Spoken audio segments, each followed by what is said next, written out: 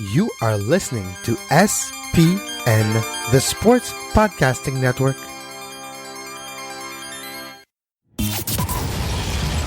Welcome to Scuderia F1, the podcast that's always up to speed with the latest Formula One news. Follow us on Twitter at Scuderia F1 Pod and subscribe to the show on iTunes and Stitcher. Now, here are your hosts, Mark Dailey and Kevin Laramée. And welcome back to Scuderia F1, the podcast that is always up to speed with Formula One. Mark, episode 35. I don't know how we should call it, but maybe the Alonso mic drop or Sebastian Vettel's second victory. But this Grand Prix was fun to watch, a different type of racing. Mercedes not dominating as much. Ferrari getting the win. Where to start, Mark? Let's start with Sebastian Vettel getting the W. Well, I think we can safely say 3 races into the season that the Ferrari resurgence is for real, because the first race of the year at Albert Park in Melbourne was, well, we've seen before that maybe that isn't the best indication of a team's or car-specific performance. But then we saw last week in China that Vettel, even though he got dropped back in the race order because of the safety car, because of those multiple accidents at the beginning of the race, was able to move through the race order and catch up to Lewis. He never got quite close enough to challenge him. But we saw this weekend in Bahrain that Ferrari, I think, not only had a good car, they had a good strategy. In short, they had the full package except for a competitive number 2, but they had exactly what they needed to get Sebastian on that top step of the podium. And yeah, like I say, I think that Ferrari is for real this year. And a good driver like Sebastian Vettel's start was good. And it wasn't easy because they were on he was third, so he was on the right side of the track. He was on the clean side or the race line side of the starting grid. So he got traction. If you look at Hamilton, which was starting second, Bottas first, Hamilton did not have a good start, and that's because he was on the dirty side of the track. Same for everybody that was on an even number on the starting grid. It was difficult to get a great start. Verstappen had an amazing start, but so did Sebastian Vettel. Got the second position, and off we go. And when he had the chance with the undercut and then with the lap time fast enough and the safety car coming at the right time and not helping Hamilton, actually not helping Vettel either, but not hindering Vettel's strategy to remain first.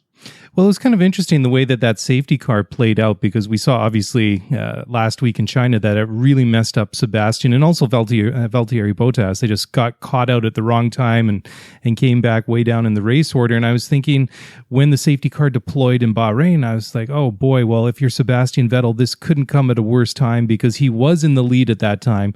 And I thought at that point he was going to put a little bit of distance between himself and the 2 Mercedes of Bottas and Hamilton, because I thought for a while there that he really looked like he was being held up by Bottas, who had the overinflated rear tires that really didn't help him very much, because apparently the generator for the air pump on the grid actually broke, and I believe that all the other cars were basically inflating their tires to the minimum recommended pressure from Pirelli. And he was about 1 psi, which isn't really a lot, but when you think about it. But it was overinflated, and that caused him his problems, right? Those cars are so finely tuned. Yep. That 1 psi is enough to throw the balance almost of the car out of whack and become way overflating will become understeer from the back because you're losing grip, because you don't have that suction aspect of the car because the rubber is a little too hard because of that 1 psi too much of air pressure.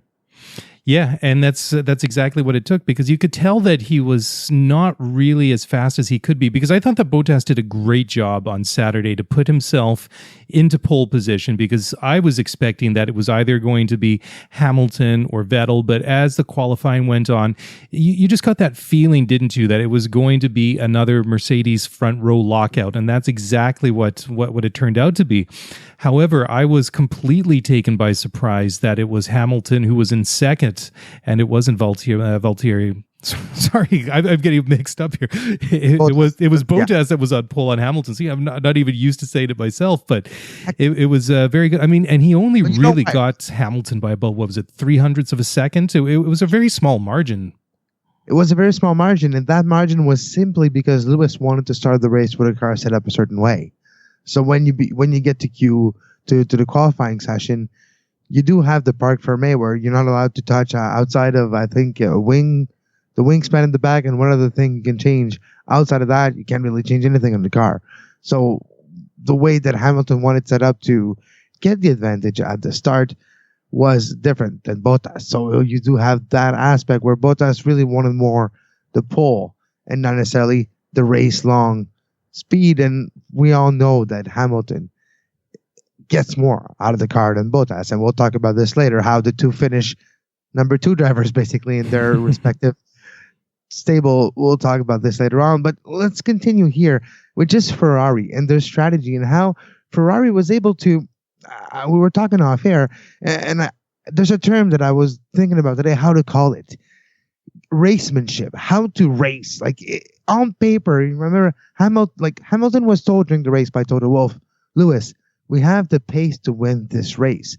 Technically, on paper, with our pace, we should win. But it's not on paper. The race is on the track. And Ferrari knows how to race. Sebastian Vettel knows how to win. Knows when, the feeling of a race. You feel when it's the right time. Sometimes it's the intangible. You don't know exactly what timing, but you have the feel of, okay, everything, it's been 5 laps. There's nothing wrong. Something's about to go wrong. Why not pit now before something else? You know that feel of the race. And Ferrari with their experience, Vettel with his experience, they do have that feel. They do have that reading of the race and able to take decisions and gamble. And it paid off this time too. It did, and it was interesting too because Ferrari and Mercedes had 2 completely different strategies going into the race, and I thought that it was quite an eye opener for me, especially when I was looking at Vettel, for example, who was going to 2-stop it, and kind of thought, well, look at Hamilton. He's going to try and go with the harder compound tires and just go for the one stop compared to Ferrari that was going with the 2-stop with the super softs. And it worked for them. And then if you kind of thought, well, this is how it's going to work out. Okay, well, Vettel's going to have to make the extra pit stop, but he will have, in theory, fresher rubber at the end of the race, whereas Hamilton will have the older, harder compound tires that may or may not be working for him. So it was especially quite fascinating to watch how that was playing out. But definitely after the 2 cars had their second stops, there was a period there when Hamilton was completely flying and he was really pulling into Sebastian Vettel.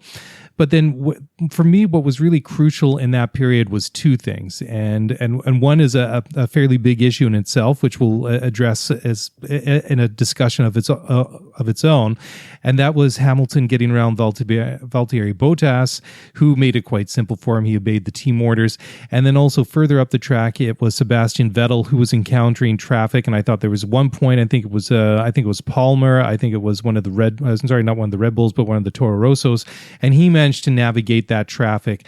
And by the time it was all said and done, Hamilton was somewhat close. He was about 6.5 seconds behind Vettel, which was almost identical to what Vettel was behind Hamilton in China last week. But the big difference I think what really made the difference was when Hamilton was given that 5-second penalty for impeding Daniel Ricciardo at the pit lane, because if you took away that 5 seconds, then theoretically at the end of the race, Lewis Hamilton's only about 1.5 seconds behind Sebastian Vettel. So he never really got close enough to pass him. And would he have been close enough to challenge Vettel for the lead?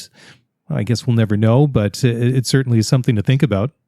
Yeah, but Bottas would have probably just happy securing number 2 though for his challenge, because number 2 would have been his best result this year so far anyway. So, but that's something else. And Bottas was still disappointed after the race, saying he was expecting more out of this Sunday in Bahrain, especially with the pole, than 3rd, and especially with the 2 team orders, which we'll address in a second. Let's just talk about the 5 minutes. 5 minutes. No, 5 seconds. If it was 5 minutes, it would have been 3 laps. It must have felt like 5 minutes for Lewis, I'm sure. I'm sure, right? But 5-second penalty for Lewis Hamilton, which was deserved. he did impede Ricciardo and almost it was deliberate. And they asked Ricciardo, "Did he actually brake in front of you?" And Daniel said, "Well, yeah." So, well, there you go, 5 seconds. And though, even though people are like, "Oh, he would have won," there's still 6.6 seconds difference between Vettel and Hamilton at the end of the race.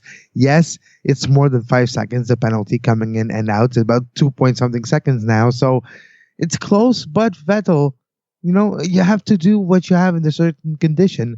And with the rules that there exist now, when you're going to win the race anyhow, you do not have to push as hard. So I feel that even though we had the 5-second penalty, Ferrari would have won that race, even if Hamilton did not have to make that longer stop.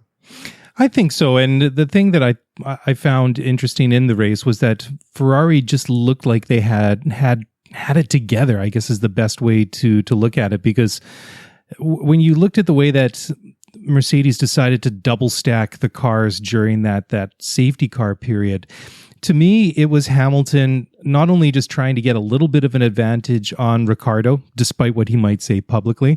I think also he was also just trying to time his entrance into the pit box as well, because obviously Bottas went in ahead of him. And I think he was just trying to slow up and give the guys that were doing the pit stop, the mechanics, just that little bit of extra time that he didn't have to come in behind and actually stop, because he was going to have to roll up there and then maybe wait. So I think he got stuck between a rock and the hard place, and then he played a little bit of a game there, and I think he tried to throw Ricciardo off, and he got caught for it, and it was a deserved penalty.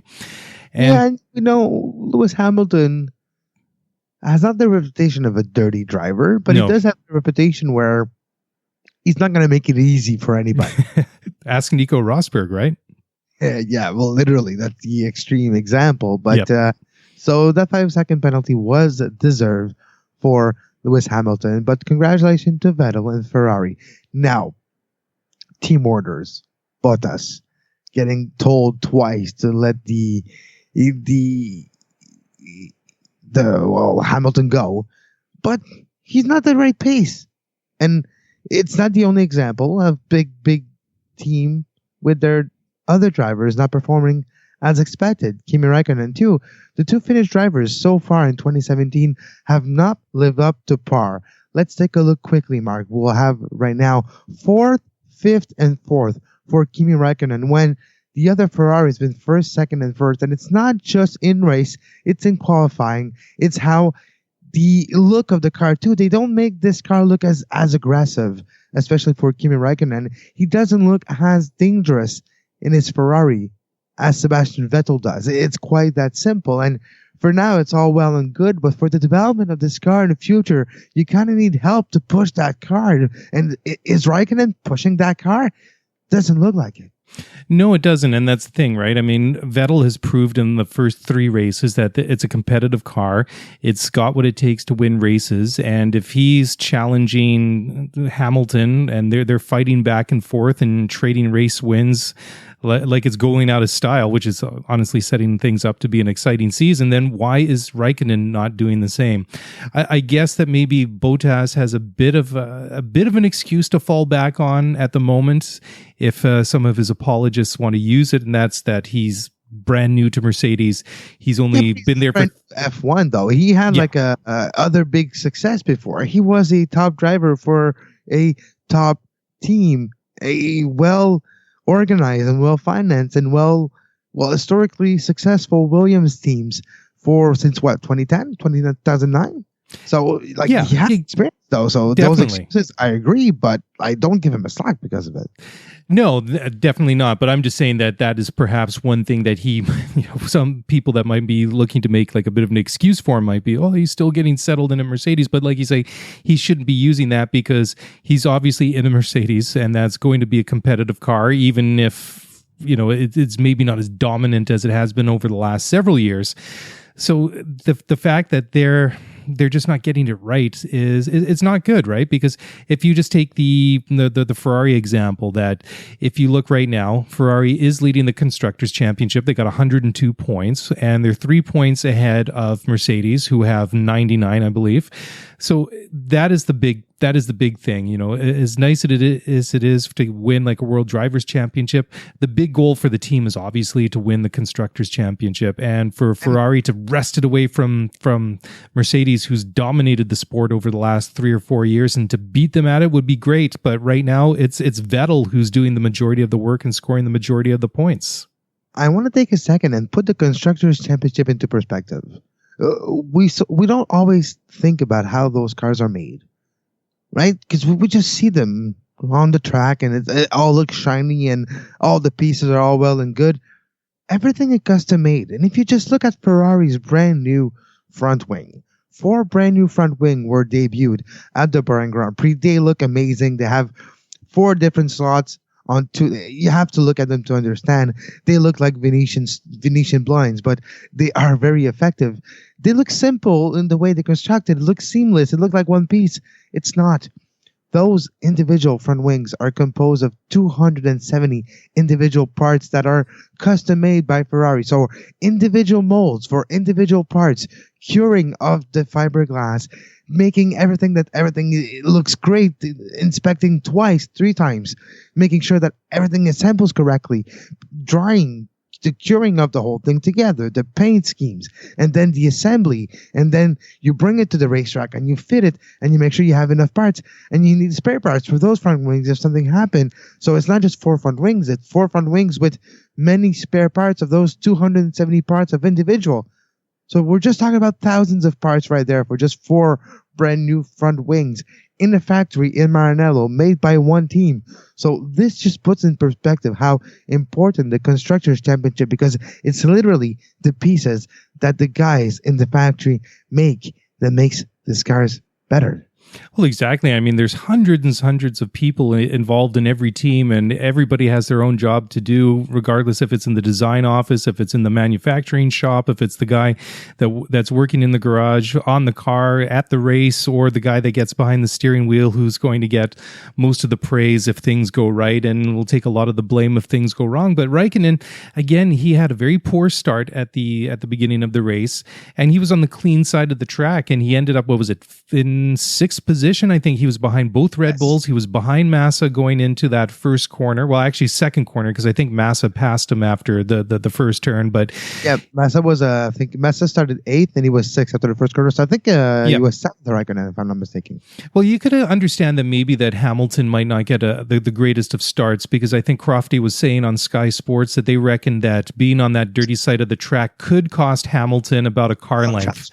And if you look at the way that the start unfolded, that's exactly the advantage that Sebastian Vettel had when they went into the corner, and Hamilton just wasn't in the position to defend that second position at that point. Obviously, things sort of shook out a little bit different in the race, but it did make a difference. So Raikkonen, who was on the clean side of the track, just had a very poor start and just drops all the way back, and he's still just not getting it right. And he really needs to do a lot better. I mean, you can kind of say, oh, well, 4th position still isn't bad, but when you're thinking, well, yeah, okay, maybe it's not the worst, but he is in a Ferrari that's much better than it's been in a couple of years, and 4th position should be a lot better. He should at the very least, be challenging for that 3rd step on the podium. At the very least, that I would think that would be a minimum.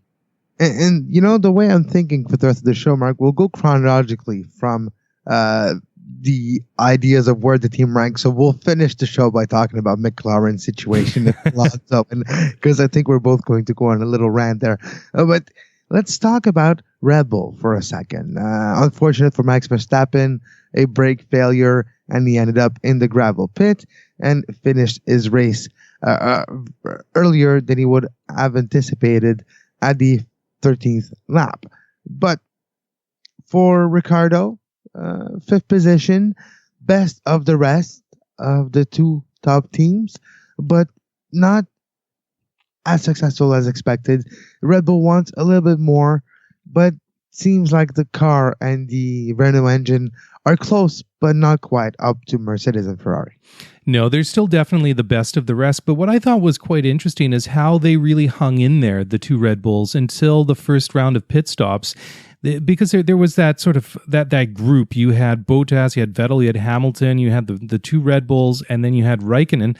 They were were with all in about 5 seconds or so. There was one fairly long train of cars going, but once the cars started going in, and of course the safety car always seems to introduce a little bit of chaos and shakes things up in a race. But Danny Ricciardo said that during that first stage, he thought that they were as competitive as the other cars. Now, I can see maybe why he might think that, because they definitely weren't getting shaken off the back of the gearboxes of Hamilton's or Vettel's cars at that point. But they just don't have the speed. They need that new engine that they keep talking about that they're going to get in time. I think it's for the Canadian Grand Prix at the end of next month or in June. So another issue with the sorry, Mike. Go ahead. Another issue with the Red Bull is with the soft tire. They really had trouble. Ricciardo was losing place. Oh yeah. It was Easter Sunday, and you were a Easter bunny. You're gonna lose. So that's what's happening for Ricciardo on Easter. His tire, the soft ones, were not getting into temperature, and he was slipping and sliding all over the place. And that is a little bit of a big difference.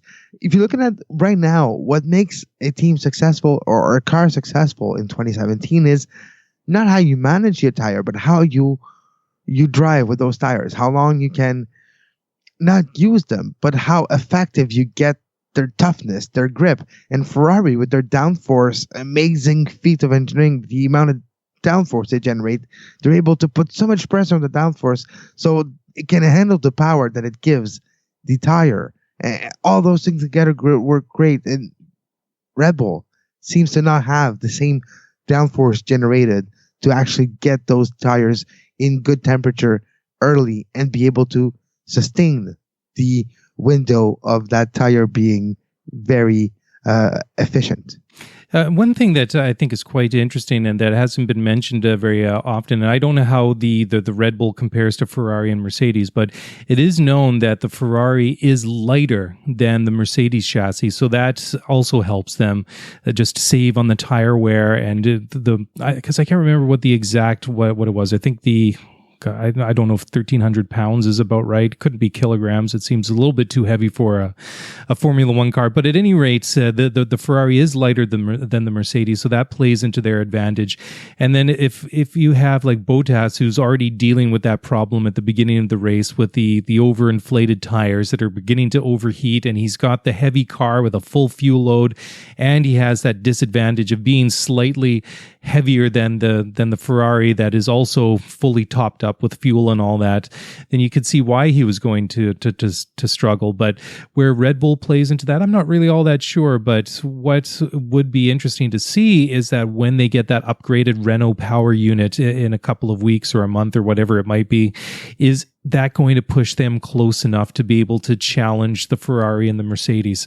I don't know. It seems at this moment it might be a bit of a stretch, because considering just the language that they used, especially during the winter testing, that they felt like they had a good car, but they weren't going to be competitive right off of the bat, but they figured that during the course of the development of the car over the entire season, and how that they're very good at developing their car once the year gets underway, that they would be challenging Ferrari and Mercedes at some point. But I don't know. I think they still got some work to do. Otherwise, I don't think we're going to see them challenging it, at least under normal race conditions. If you get something like a Brazil 2016 when a little bit of rain.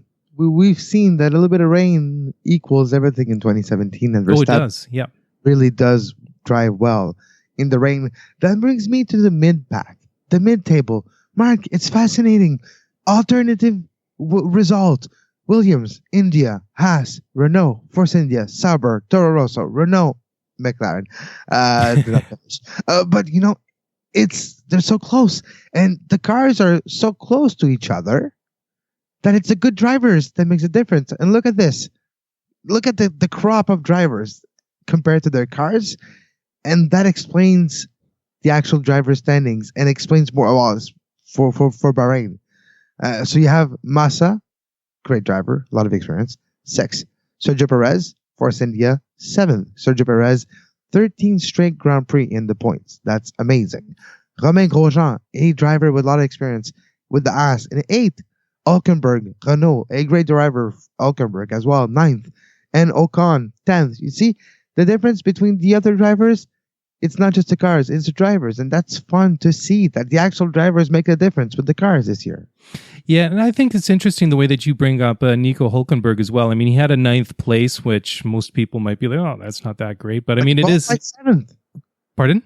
He qualified 7th, no? Exactly. He had a very good qualifying. And I think what we're starting to see is now we're starting to see some of the potential for the Renault starting to maybe sort of percolate up to the surface a little bit. Yeah. I do. And I think it's proving that it was a good move for them to get Nico Hülkenberg away from Force India, because I mean, Force India, I think, would have been the safe option for Hülkenberg for a certain extent, because I mean, he'd been there for several years. You kind of know what you're going to get with the Force India. You know you're going to get a fairly competitive, reliable car that on its day can put in some good times and be fairly quick, and on the outside may challenge for a podium under certain conditions, but the potential that Renault has, and of course we're looking at a multi-year, a mid to long-term project, is that as this team sort of evolves on its own over the course of the next couple of years, is that they should only just get better, because they have, once again, the resources and the money and everything from Renault to help develop and design their cars. Because I mean, last year, you can't really take anything from that car, because it was a rebadged, or sorry, a rebranded Lotus. I mean, this is their first one and only, or first one and truly designed Renault car. It's the difference, right? You see the difference in the chassis, right? Because that's what was the Lotus was known for, having a terrible design of the chassis compared to the other cars, and that was a remnant last year. This year we see a Renault inspired F1 with some success already, and 9th and 13th in difficult situation for Palmer, but Hülkenberg 9th, and the engine is known to be successful. We've seen it with Red Bull. So the Renault engine, if it can just be applied with the rest of the car correctly, Renault has a lot of potential, and I do feel it could be a great battle in the mid-pack of F1 this year with Williams, Force India, Haas, Renault, because of they're all going to develop at an equal level, and the actual drivers are going to have to get the most out of their cars, and it's actually an interesting battle. We don't know who's going to finish in the points now. Usually we knew it was going to be blocks of teams, so you have Mercedes, Ferrari, Red Bull, Williams, Renault, whatever. But it's like, it's the cars, then it's like good for the Constructors' Championship. It's easy to predict, and good job. You work hard in the factory, but for the Drivers' Championship, you want to make it interesting, and you want the drivers to influence the result of a race sometimes. And I think that's what we're starting to see now. I think the playing field is a little more level. It is, and it's exactly what Formula One needed. And as great as it is to see the Ferrari and Mercedes rivalry rekindled at the top of the field, it would be even better if we could introduce, say, the Red Bull into that mix as well, and get them challenging for race wins as well. But just going through the entire grid, it's fantastic to see that there is racing and overtaking, and sometimes you're seeing one or two or three cars all going at it at the same time. And the one thing that I think that, and this is probably famous last words, because at Russia in 2 weeks, so we'll probably be completely the different situation. But worst race this year, it's Russia. Yeah. The worst, most boring race usually. Well, I was going to say is that so far we haven't seen too many cars coming together and tangling with one another, especially like in the first corner. But maybe this is a good segue into having that discussion. But there was one collision at the first corner. I have to introduce it. It's the 3rd edition of Taking a Stroll with Lance. It is. And gosh, well, 3rd race in a row for poor Lance. It's not his fault. It definitely was his fault. Or sorry, wasn't Lance's fault. I should be careful with what I say there. But yeah, so for 3rd race in a row, when the Canadian rookie did not score a point or finish in the race for Williams. But this time, it definitely wasn't his fault. Obviously, the last couple of times he's had some mechanical issues as well. But this time was, well, also last week in China, you could make the argument that he was punted off of the track by Sergio Perez, and then in Australia had the brake failure. But once again, he had a coming together with another driver. This time it was Carlos Sainz in the Toro Rosso. But again, that wasn't his problem. What happened was Lance was on the racing line going into turn one, and Sainz was filtering back into the track out of the pit lane. And the way that it sort of feathers back into the track, it kind of really, that white painted line really sort of ends right before the first corner. But if you go and look at... You're supposed to yield. Yes. And that's the thing. There should be a inverted triangle, red, the inside white, right there, because that's what Sainz should have done.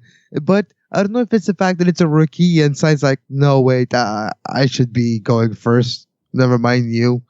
I don't know if it's that aspect or just like Sainz didn't think that the Williams was coming as fast and was actually in their right to be first in that battle heading into corner one. I don't know, but it's definitely Carlos's fault. Well, definitely. If you go back and look at the replay, you can see, especially the one that's from Sainz's onboard camera. At any rate, you see him coming out of the pit lane, and he's in that slip road inside of that white line, and you see Stroll shoot up the left-hand side of the track, and he goes into the corner, and as he's braking, he's going in, he has the racing line, but Sainz, I don't know what he's really thinking. I mean, he really shoots forward there, and Stroll said he was dive bombed by the Toro Rosso, and I think that's probably the best way to put it, because he would have known he was there when he would have seen him obviously coming out of the pits, and he would have seen him in his peripheral vision coming out of that slip road. But the thing was that he was already so far in front of him, and then when he turned in to go to turn one and then got basically T-boned by the Toro Rosso, he must have been thinking, where the hell did this guy come from? Or who was that? Yeah, he wouldn't have seen him. He would not have seen him. And I think Lance even said on the race radio was, somebody hit me. He didn't even know who it was at that point, other than that he was hit, and he didn't have any idea of who it was. By the time that Stroll passes where the white line is in the angle, he doesn't see Sainz because he's way in front, and you don't see behind you with those little mirrors very, very accurately. Those are pretty much for show more than anything else. So when you're in the angle that he was, it's a blind spot anyways, and he would not have seen Carlos Sainz because of the angle, the advance, the gain of track that Stroll already had. He would not even seen Carlos Sainz coming in, and Sainz basically just didn't brake and continued straight and tried to delay the turn into turn one as much as possible. But like you say, T-bone Stroll, and for the third time this season, our Canadian boy does not finish. Yeah, and it's sad too, because the first time he had a brake failure in Australia, and the second time he didn't really sustain any damage in that slight coming together that he had with Sergio Perez in China. I mean, that was just a racing incident. He left the door open a little bit. Perez had a bit of a look. Lance closed the door, and then he got bumped off and then went through the grass and then got stuck in the gravel, and then that was his day over and done. But this time, and I'm just watching the replay as we've been talking here, he's about 3 or 4 car lengths at least in front of Sainz when he actually starts to hit the brakes and go into the corner for turn one. And when Sainz comes out of that slip road, he gets to this white line like you would see at a traffic light if you're a normal car, and he just sort of punches it, and Lance is already coming across. And I mean, he hits him right in the middle of that the side pod on the right hand side of Lance's car. So you get a pretty good idea of who actually was much farther ahead at that point. And I don't think that's a case of Stroll leaving the door open. That's Sainz making an ill-advised, an ill-planned move to try and overtake a guy that's slightly in front of him on the track and not pulling it off. And we're not the only ones that think this, because the stewards reviewed it, and Sainz has been given a 3-place grid penalty for the Russian Grand Prix in 2 weeks. So he's paid for it, and I think he's up to something like 7 penalty points on his super license in the last year. So what was the cutoff? 12? Is it 12 points? I think it is 12. Yeah. But it's like inconceivable that a driver will actually get there. But Sainz he's trying to. The most probable chances. All right, Mike, it's time to talk about a very interesting issue. First of all, McLaren's terrible. The car, Honda's engine is terrible. And the relationship between the two is getting more strained by the day. Stoffel Van Dorn did not even start because of a problem with his MJU. We're not going to explain what it is. Just look it up if you want to know what unit is on the car. It has to do with something with the air and the engine, and it's a turbine in the air intake before the engine. Anyways, did not start. Alonso pit in with 1 lap to go. Boxed in, saying he has engine problem, but with some digging and with some commentary by Ted in his pit lane live show after the race. Multiple sources confirm from the Spanish journalism side as well. He mentioned to the team, people close to him, and Spanish journalists that he would do his best with the car. He would go 100% with the car. He would try to get the most out of the car. But if at 1 or 2 laps to go before the race, he's not in the points, he would go in the car and just box. And that is a protest to me. That's how I took it. And if you go back to when Alonso signed with McLaren, they were supposed to challenge for the title. They were signing a world champion to bring McLaren to the next level for them to regain the former glory that he used to have. That was supposed to happen. Not finish and not even start some races or finish dead last and not have the power to even follow basically any team in a straight line this season or last. So I do take it, I observe it like a protest by Alonso. Yeah, definitely. And I think that's a very good way to look at it, because when you look at what happened with Alonso when he left Ferrari a couple of years ago, he was obviously went to Ferrari thinking that he might be able to win a championship, and Ferrari wasn't quite there. And I guess if you're Alonso, you would have felt justified in leaving, especially, well, maybe not so much in 2015 because they were still a fairly competitive team and Vettel won a couple of races and things like that. But last year, you could tell they looked a little bit rudderless at times and things weren't going right. And well, I mean, you look at Bahrain last year, Sebastian Vettel didn't make the grid either because his engine blew up on the formation lap when he was just driving around to position his car on the starting grid for the start of the race. So maybe last year, Alonso did have a bit more confidence in thinking that, well, I'm in the right place to maybe resurrect my career and start challenging for things again. But this year, I mean, McLaren and Honda, they just keep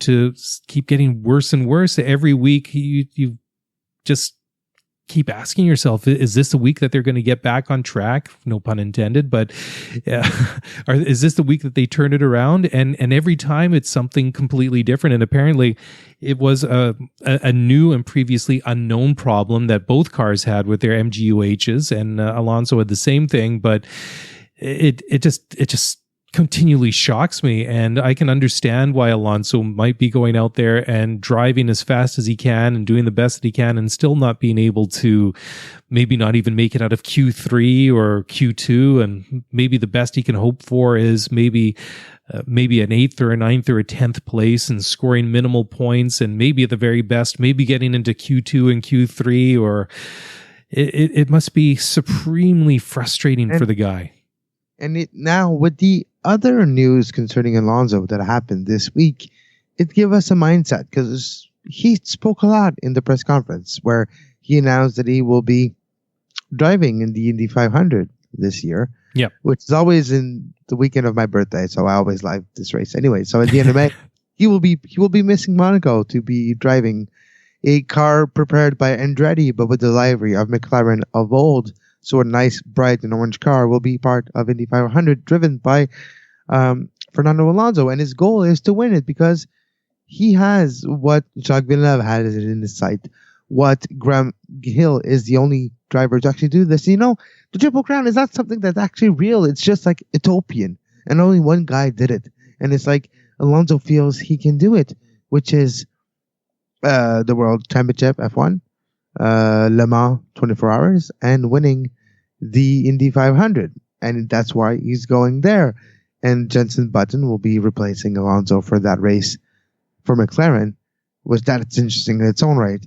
But Alonso wants to win, and he says in the press conference, I am the best I ever been right now. I feel I'm one of the best drivers in the world. I feel I could win races right now if I had a car close to a best car or close to a title contender.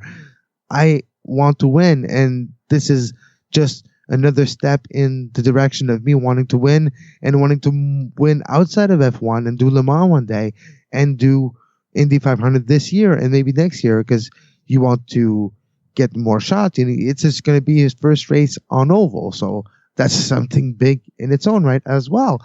But that gives you a mindset that he's missing that winning. He wants to win. He wants to win, and maybe the way for Fernando Alonso to win is not driving F1, go somewhere else.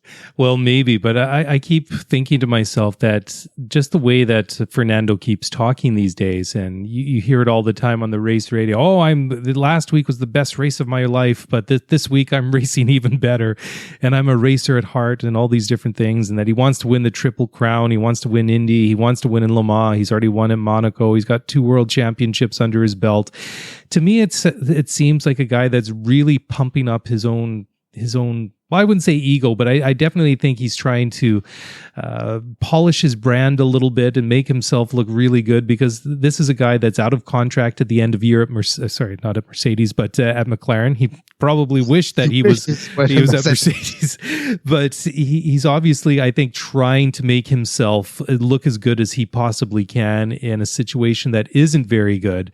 And of course, the car might be not that great, and the engine obviously leaves a lot to be desired. I mean, it's unreliable, it's slow, it doesn't have enough horsepower. It's the worst situation I think that he could have ever conceived of being in. So I think at one way he's trying to market himself a little bit. I think also that this Indy thing is a little bit of a stunt, a PR stunt by McLaren, I think, as well. I think that Zach Brown has pulled some strings and Honda's pulled some strings. I think they're also trying to keep him happy because they know that he's a good driver, and if they can get this mess sorted out and if they can get a competitive car, I just have to wonder though, is there any way that they could get him back to McLaren for 2018? And the cynic in me is, sure, give him a McLaren that's got a Ferrari engine in it, or a Renault engine in it, or a Mercedes engine in it, or anything other than a Honda engine. That's easier said than done, probably, though. Well, of course, yeah. Contracts and lawyers and breach of contracts and huge penalties that might be not even worth it, and you might just not even want to go there if you're McLaren. And that's unfortunate too, because the results of this weekend happen in front of the owners of McLaren with the most amount of shares in the Bahrain group and the Qatar ownership businessman groups that do own McLaren now, and it's right in front of their eyes, and something is going to happen out of it. And speaking of something happening out of it, Mark, we're going to have testing as well this week in Bahrain, so we'll see maybe some development for some teams, and that's always interesting because they close out pit lane, so you don't see what's going on inside because they actually have pieces that they're working on and they don't want to be exposed to unwanted eyes. Yeah, well, I know that Renault is going to be trialing a new MGU-K unit on their car, and Honda is trialing new ideas in the Bahrain test. I don't know what that means exactly. It seems to be that they're throwing anything at the wall nowadays and hoping something will stick and something that will work. If I'm Honda, I invest into a great retrieval team that would steal a Mercedes or Ferrari engine. Then you scrape up the logo, you put on a bright shiny H on it, and you say, here you go. That's a brand new engine for you. Well, you would have to say that they'd have to be pretty desperate to even consider something like that, but maybe they're already there, because it completely leaves me speechless when you think that a team and an engine manufacturer with the resources and the know-how of both Honda and McLaren just can't get this thing to work is just absolutely mind-blowing to me. And I can't believe that after 3 races into the new season that they seem to be regressing rather than starting to show some signs of promise. And I mean, true. Yeah, you would think that, I mean, we're starting to see like the other teams sort of figuring out. I mean, you always expect that you come into winter testing, okay, this car has been just a concept. It's been on a computer screen or it's been in the manufacturing shop, but now we've got it all together. And here we are in Barcelona, and let's see how this thing works. So obviously you have a period to get the car all run in, and then you have to figure out where the bugs are and where to improve it. And then, of course, once you get into racing, you're going to encounter things. But we're starting to see the order shake out a little bit already, but McLaren just keeps falling further and further and further back. I mean, they're in a class of their own. Exactly. Basically, the only order right now that we can almost not guarantee, but the big trend is McLaren last, and the rest can change.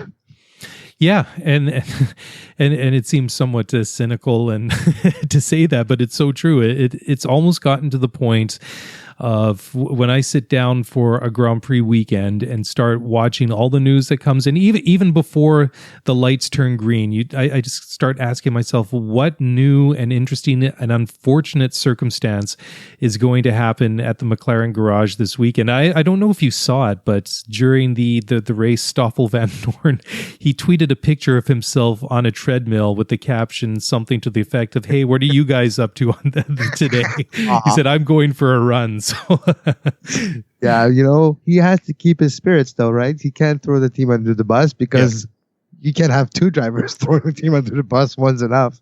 Well, especially when you're the rookie. I guess Fernando Alonso, being Fernando, has a lot more latitude and can get away with a lot more stuff than, say, Stoffel Van Dorn can get away with it at this point in his career. If you're Stoffel Van Dorn, you can say, at least I'll be there when things turn around and I'll benefit in a few years.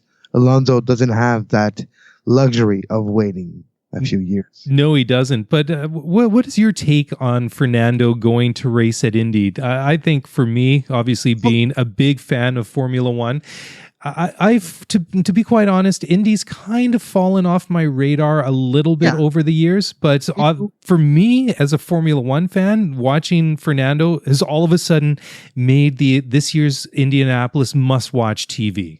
Exactly, and that's the point. And I like that aspect of highlighting the drivers. And that's some things we forget to do, how good those drivers are.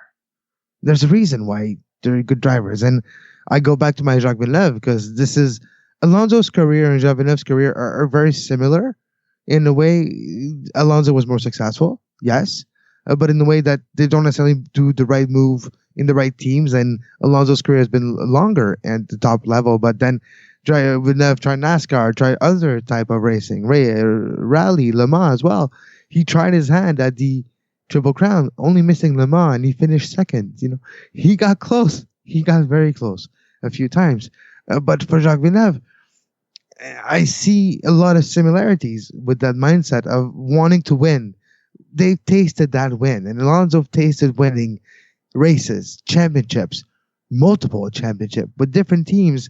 And he has tasted it, and he wants to win again, and he wants to experience new things. And the E500 has a lot of history. It's one of the biggest races still to this day in the entire world, especially in the bubble. Like in the motorsport bubble, Indy 500 still has a lot of luster. Like Le Mans, endurance racing is not what it used to be. It's not really popular, but especially that one race in Le Mans is still something special.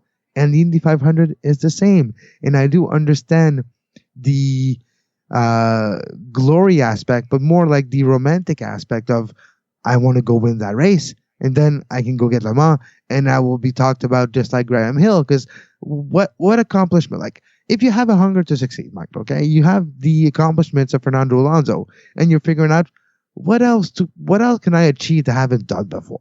Like, oh yeah, it would have been great to win another championship. You're not going to catch Schumacher anyways, right? So if you want to put your name in history, what legacy is available to you at this point? And winning Indy 500 and Le Mans is maybe the only type of legacy left that Alonso could do to differentiate himself from other greats of the sport. Yeah, that's a very good point, and I totally agree with you because, yes, winning a Formula One World Championship is a phenomenal achievement no matter who you are. I mean, if you can pull that off after winning 18 or 20 or 21 races, depending on the year, you've earned it. I mean, that is a phenomenal achievement. I mean, however, Formula One has been going for over 50 years, so it's not exactly a unique achievement. Obviously, some guys have won more championships than others, but that's not to really take away from it. But I mean, what is truly unique is the Triple Crown, and for him to do that would be joining a club that only has one other member, and he would be the only. It's not even a club yet, right? Because if you write yourself, it's not a club. You're on a pedestal. Yes. Oh, it will become a club if Alonso does it. Exactly, because I mean, Graham Hill, I mean, obviously the late Graham Hill is no longer with us. So, I mean, it would be a truly unique achievement if Alonso can pull it off. But I mean, he's going to have his work cut out for him, because I mean, he's got to figure Indy out. He's got to learn the cars and everything in the space of about 2 weeks. Somebody's going to have to qualify the car for him, because that's how Indy works, right? You have a month of weekends of qualifying to get the cars for Indy, and there's more cars than space, especially for this race, and especially how IRL is now, the Indy Racing League, and their unique chassis and just different motor providers, So Honda, so maybe that's not a good news for Alonso. He will have a Honda powered Andretti built Dallara chassis Indy Racing car for this Indy 500. Well, we wish him luck. I mean, it's definitely going to be a very interesting month of watching him at Indianapolis, and it would be phenomenal for him to pull it off. I mean, the 500 is a brutally long race. I mean, it's one thing just to get on the starting grid there and actually be there when the lights turn green, but I mean, 500 miles around that track, I mean, anything could happen. I mean, there are so many things that could happen in the race. I mean, it would be a phenomenal, one of a kind story if Alonso could go there, pull it off, and actually win the thing. Just the shock that he's going to have the first time he sits down in the car is going to be mind blowing, because it's not going to be as gadgety, as technical. It's a little bit more physical. It's been more pure racing. It has become more technical and push to pass, and but it's not like DRS and stuff like we've seen in F1. So it's going to be a big adjustment in a very small period of time for Fernando Alonso in the end of May. It definitely will. So why don't we start wrapping it up now? We've talked about basically everything, and we touched on it very briefly at the beginning of the show about the team orders at Mercedes. But after 3 races, can we say that Valtteri Bottas is Lewis Hamilton's David Coulthard? Oh yeah, absolutely. Yeah, absolutely. Mika Häkkinen. This time around, the finish is not number 1; it's the British. So Hamilton and Bottas, the exact opposite of Coulthard and Häkkinen. Yeah, definitely. Well, it really puts the guy in a tough spot when you think about it, because he's there. He's the new guy. Obviously, he doesn't want to shake things up too quickly. I mean, if it was Michael Schumacher, he probably would have been, I don't really care. I'm going to do whatever I want. If you don't like it, tough. I'm Michael Schumacher, and obviously he went on to win 7 world championships. But where do you draw that line? I mean, he's only got the 1-year contract there, and they do have an option for 2018. So, I mean, he's got a very thin line that he can tread to try and assert himself, but also be the team player. And I mean, Hamilton's going to love him for that. I mean, he's already said he's the best teammate he's ever had. I mean, he's probably even saying more so. Knowing Hamilton doesn't like to be pushed, right? So. Yep. For him, it's the perfect type of teammates. And for Mercedes, that's what they want. Somebody's going to finish 2nd, 3rd, or 4th. That with Lewis's points will almost guarantee a Constructors' Championship if things go according to plan, right? In their mind, that's what they want. And they want Hamilton to be the flagship of their team right now. And Bottas will have his day in 2, 3, 4 years, maybe, if he's a nice guy this year, right? That might be the blueprint behind everybody's mind. But there is young drivers like the Verline and other drivers in the Mercedes pool of young drivers that are going to push and maybe deserve a spot to Bottas. So the 1-year contract is interesting. And if you're Bottas, you have to do what you can, but you can't really wrestle too much feather 3 weeks in. Maybe 17 weeks in, when you know you're not coming back, Definitely. You know, as you were talking here, I was just looking at what the schedule is like now, because we've obviously only done 3 races. We've got 8 more races until we hit the summer break at the end of July, and then we sort of leave the European phase of the calendar after the Belgian and then the Italian Grand Prix. And it'll be really fascinating to see where the season develops from here. If you look at the Formula One official website, you can see on the schedule that the winner of the first 3 races is there, and you see Vettel twice and Lewis Hamilton. So it's setting up nicely for a very exciting championship. And just before we want to go, there was a couple of humorous moments on social media this weekend, and one of them was obviously that tweet I mentioned by Stoffel van Dorn on the treadmill. But did you see Felipe Nasr's tweet that came out? No, I didn't see it. Did you hear about it? No, not even. It's quite a good one. Anyways, there was something that was tweeted by the official Renault team about the P9 and P13 for the team, and obviously Jolyon Palmer was in P13. To which Felipe Nasr, who staunchly denied it afterwards, had a reply come from his official Twitter account that said something to the effect of, "WTF, guys, what is Jolyon Palmer doing racing for Renault? Hire Felipe Nasr immediately."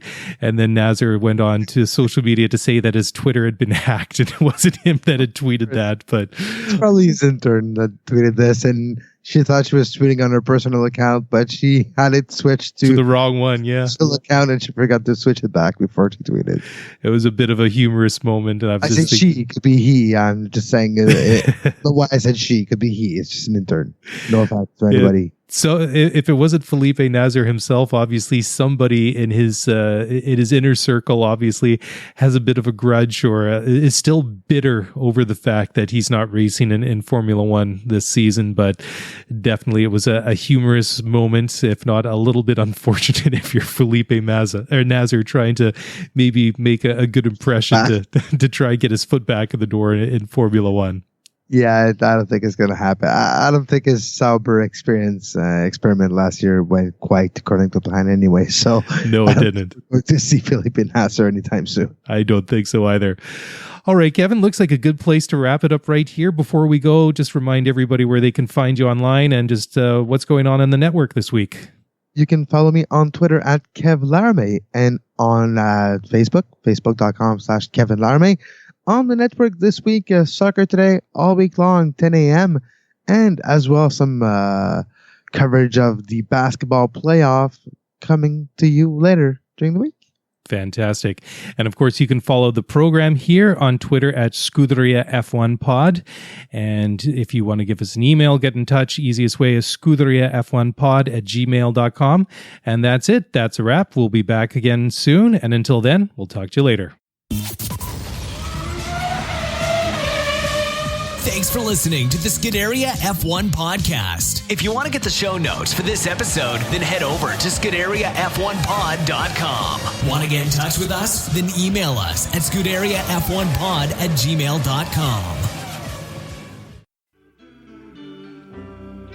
You were listening to SPN, the Sports Podcasting Network.